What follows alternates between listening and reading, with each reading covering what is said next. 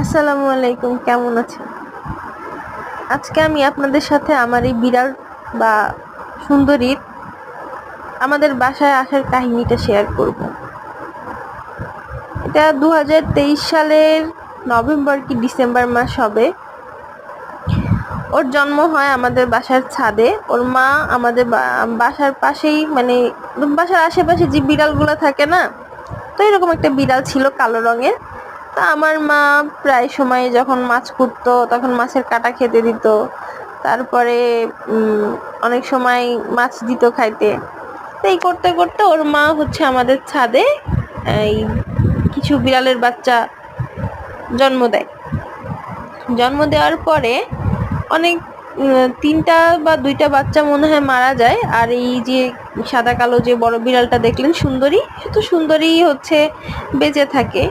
তো সুন্দরীর বয়স যখন 5 দিন কি 7 দিন, তখন আমাদের আশেপাশের একজন বিড়াল ওকে নিয়ে যায়। নিয়ে যাওয়ার পরে 4 থেকে 5 দিন পরে আমাদেরকে ফেরত দিয়ে যায়, আমার আম্মুকে ফেরত দিয়ে যায়। যখন ফেরত দিয়ে যায় তখন আমার আম্মু দেখে যে বাচ্চা বিড়ালটা হাঁটতে পারতেছে না, মানে ওর শারীরিক অবস্থা এত খারাপ, মনে হয় কিছু খাইতেই দেয় নাই। তো সেইখান থেকে আমার মা এবং আমার নানি ওকে পোষা শুরু করে। তো পুষতে পুষতে একসময় এমন অবস্থা হয়ে যায় যে চোখের আড়াল হয়েছে, তো মানে কি সুন্দরী কই গেছে, আমার মায়ের আমার নানির নাওয়া খাওয়া ঘুম হারাম।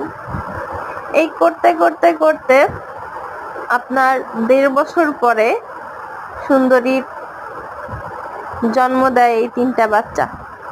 এবং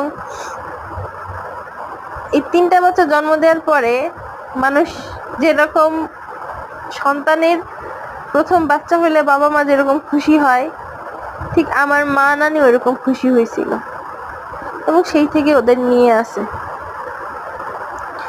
দোয়া করবেন যেন ওদের সুস্থ রাখতে পারি, ওদের যত্ন নিতে পারি।